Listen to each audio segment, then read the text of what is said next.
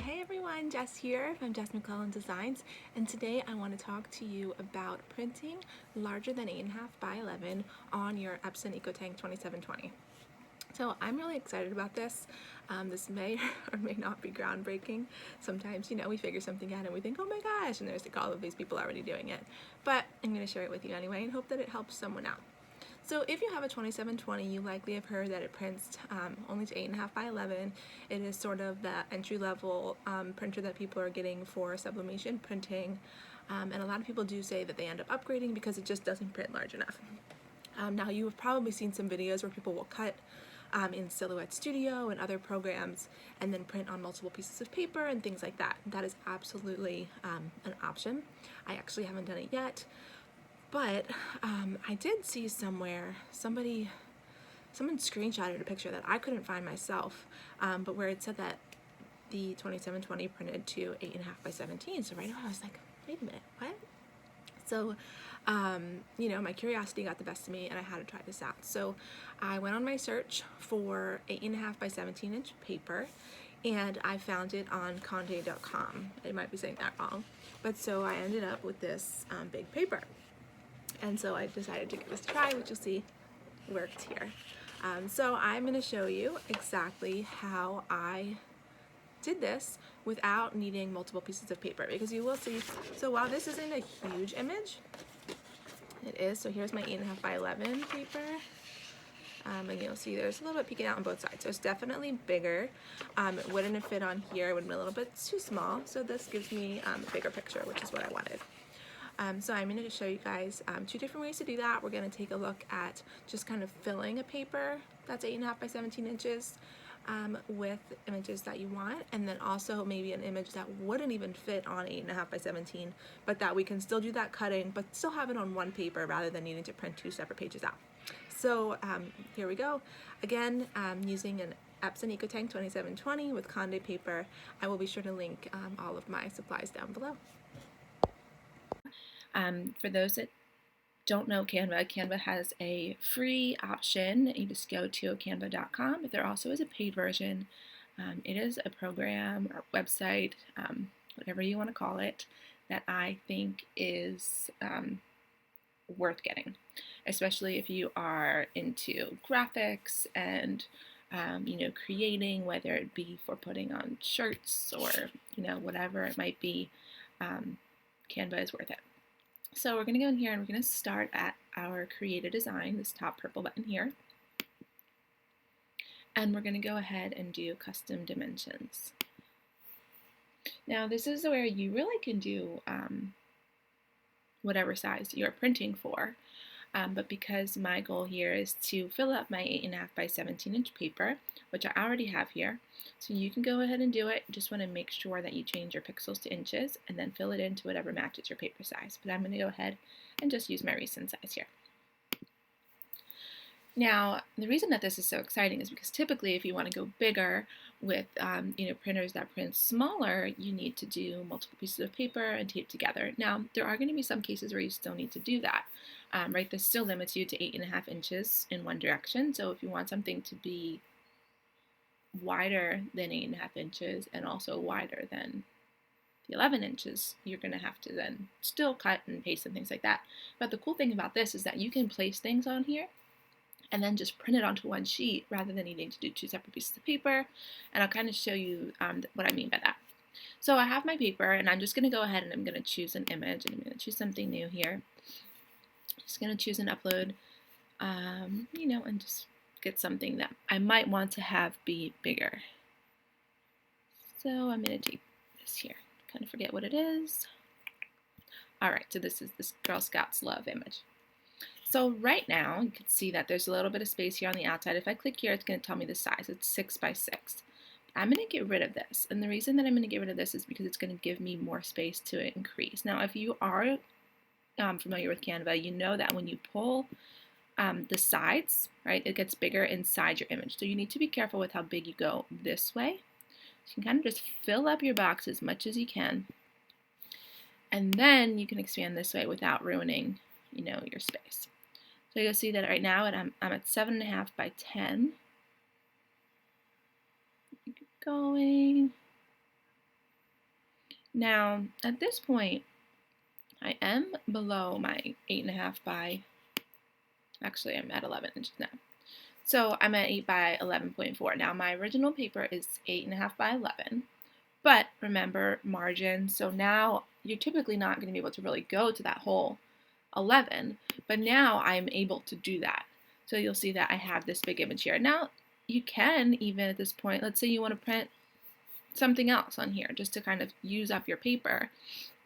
You can get another image.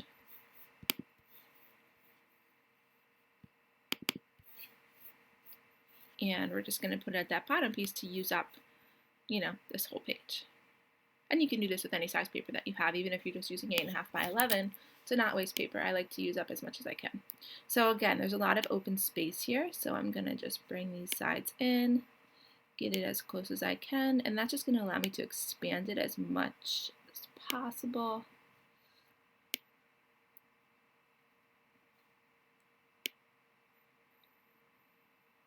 Stay away from that other image, give yourself enough space to cut, and then it looks like that's about as big as I'm going to get that.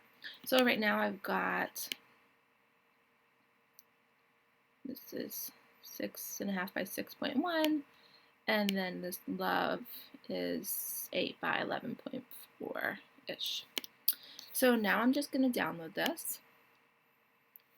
I'm going to download it as a PNG, and I'm going to hit download. So now you've created this image that is made to be printed at 8.5 by 17 inches. All right, so it's been downloaded, and here it is. We've got this nice long picture. So I'm just going to print from here. I'm going to go File, Print, and you just have a couple of things you need to make sure you change here. So I have my Epson pulled up, my default settings. Now my paper size, I'm going to change. I've created this. If you have not, which you likely haven't, you're going to go to Manage Custom Sizes. At this point, you click this little plus sign and then fill in the length and width of your paper. Everything else I kept the same. Just hit OK. Now it's an option there, 8.5 by 17. Any settings that you change, I typically do presentation paper matte, quality, and then just make sure you mirror your image if it's not mirrored. And then you can print. So I'm going to go ahead and hit print and get my paper in my printer. Alright guys, so now you just saw how to place multiple images onto that 8.5 by 17 inch paper, printed it out, and here we go. Now you'll see that it is a little bit smaller than the 17 inches, but I have here two images that this is clearly bigger than 8.5 by 17, or 8.5 by 11, I'm sorry. This here happened when my printer, where my printer is, it sort of backs up to my Cricut, and it seems like the paper was sitting there and it was, sensing this paper, so it went to suck it back in. And that was after like a minute of sitting there. So I just want to make sure that you pull that paper out, because I ended up pulling it out and of course crumpling it. But otherwise that worked great. So you see I have these two images at this point now that I've printed, different sizes, but they are pictures that would not fit on a regular 8.5 by 11 inch paper. So now we're going to go ahead and we're going to look at it a different way. We are going to cut an image within Canva that will fit on, on that whole paper that we will then cut out and be able to connect. So here we go. Let's take a look. Now let's say you wanted to print an image that doesn't fit. We're going to take a look at how we can do that. And you likely have seen people do this in Silhouette. You can kind of do half of an image, copy and paste it, and duplicate and things like that. We're going to try to do it on here so that it's all on one sheet, and then you can kind of cut it once you get it printed out to layer it up. So I'm going to go ahead and I'm going to take this image here, right, and I want this to be bigger. First thing I'm going to do is cut down on these sides a little bit. I'll try to keep those the same, and now you'll see that this doesn't fit in my 8.5 inch, but I want it to be bigger than 8.5. So I want it to be here. So what I'm going to do is go straight here. Now you'll see that Canva has these sort of like snapping lines. You're going to go straight to center. You'll see that this is the center of my image. And then I'm going to duplicate this, and I'm going to do the same thing over here. Right, so there's my snapping line. I've got both sides. Now I have each half of my picture on my paper, I can print it, and then I'll be able to cut these down this diagonal and then line these up to press. I'm going to go ahead and hit print.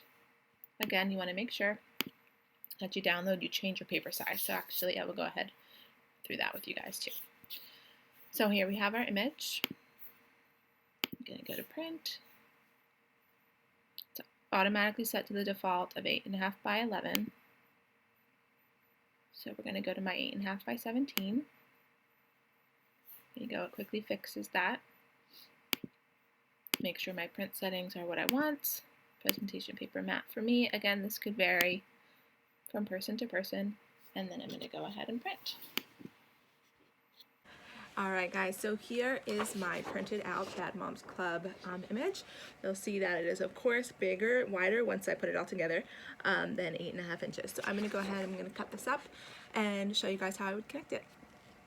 Okay, so at this point you want to make sure that you cut as close to the edge on one so that you can layer those up. And then you're going to go ahead and tape those together. Make sure that your tape is not on your image and that you're using transfer tape. And then you're just going to go ahead and secure it on the back side as well so that nothing moves around. And then we're going to go ahead and press this and see how it goes. Alright, so disregard the uneven centered bleach spot. I will re-bleach this after I press, but I'm going to go ahead and press this and see how it turns out. Alright, here we go. Alright guys, so here we go. Here is the image. Again, ignore the off bleaching.